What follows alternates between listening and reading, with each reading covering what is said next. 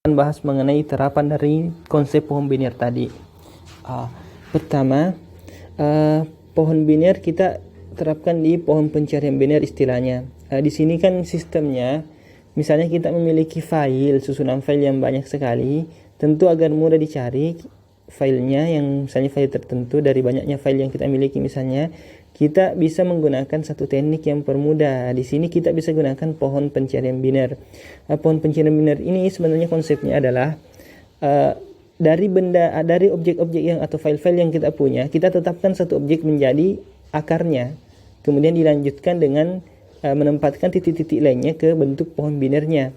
Dengan catatan, pertama, semua objek kita labeli dulu dengan suatu bilangan. Kita labelkan dulu dengan suatu bilangan supaya bisa kita urutkan. Kemudian aturan penempatan objek atau file itu dalam bentuk diagram adalah dengan menempatkan nilai yang lebih kecil itu di sebelah kiri, kemudian yang lebih besar nilainya ditempatkan sebelah kanan. Contohnya, misalnya kita punya kata all programmers never die, they just lost their memories. Di sini ada 9 kata, kita urut berdasarkan alfabet, berarti they just lost dan seterusnya menjadi 1, 2, 3, 4 sampai 9. Misalnya kita punya kata old untuk dijadikan sebagai akar, berarti nomor 6 ya old. Ini jadi 6 jadi akar, berarti penempatannya di pohon biner untuk objek yang lainnya. Di sebelah kirinya 6 ini harus yang lebih kecil daripada 6, sebelah kanannya yang lebih besar daripada 6. Jadi seperti ini. 6 berarti sininya bisa 5. Di sininya 7. Tak boleh di sebelah kanannya 6 ini ada yang lebih kecil daripada 6. Harus yang lebih besar semua. Berarti di sini 7. Kemudian setelah 7 kan ada 9. Berarti 7 itu dipasang 9-nya di sebelah kanannya. Kemudian 8 berarti di sebelah kirinya 9. Seperti itu seterusnya. Sehingga dengan cara seperti ini, misalnya kita mencari kata die, yaitu 1. Di sini kan akarnya adalah 6, maka tidak usah kita mencari lagi di sebelah kanan. Karena di sebelah kanan ini nilainya semua lebih besar dari 6, sedangkan yang kita cari adalah 1. Berarti kita langsung ke kiri. Jalurnya dapat sini. Di sini 1, berarti di level 2 kita sudah ketemu dengan si die itu. Pencariannya seperti itu. Misalnya kita ganti akarnya. Ini kan akarnya kita sendiri yang susun. Nanti disitulah kita lihat yang mana susunan yang paling efektif atau efisien. Misalnya kita buat never menjadi akar. Never itu urutan kelima, dilabeli dengan 5. Never dengan 5, maka kita buat seperti ini. Ini bisa berubah modelnya tergantung kita bagaimana menyusunnya. Intinya sebelah kanan tidak boleh lebih kecil daripada yang pusatnya ini. Yang katakanlah di sini kalau akarnya tidak boleh. Sebelah kirinya juga harus lebih kecil.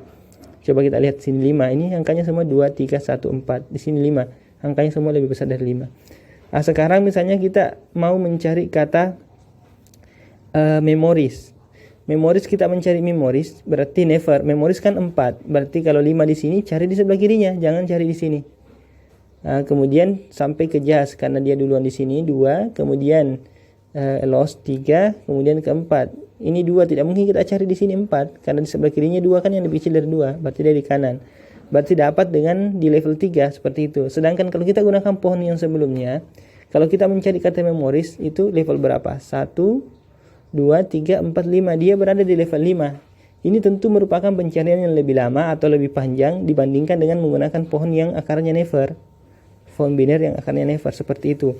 Maka di sini pintar-pintarnya kita adalah menyusun bentuk pohon binernya, mengambil yang mana akar supaya nanti pada saat melakukan pencarian itu lebih singkat. Itu salah satu gunanya. Tentu untuk itu maka bergantung tinggi pohonnya. Semakin kecil tinggi pohonnya, maka pasti pencariannya akan semakin cepat bandingkan yang tinggi. Seperti itu. Makanya kita gunakan konsep atau teorema sebelumnya, yaitu terkait tinggi pohon. Di sini diberikan catatannya. Jadi akar itu merupakan tempat kita memulai pencarian. Tadi dimulai dari all kalau akarnya all, dimulai dari never kalau akarnya never. Kita gunakan rumus ini untuk mencari tinggi minimumnya. Jadi misalnya kita punya 9 tadi, 9 kata, berarti log bilangan pokok 2 dari 10 kan 9 tambah 1, rumusnya kan n tambah 1 kurang 1 berarti hasilnya berapa?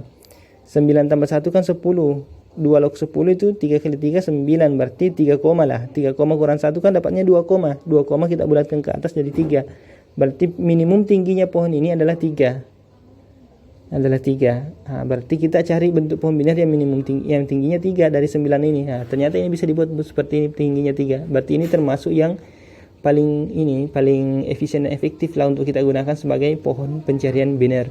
Seperti itu salah satu kegunaan dari pohon biner. Saya kira cukup jelas.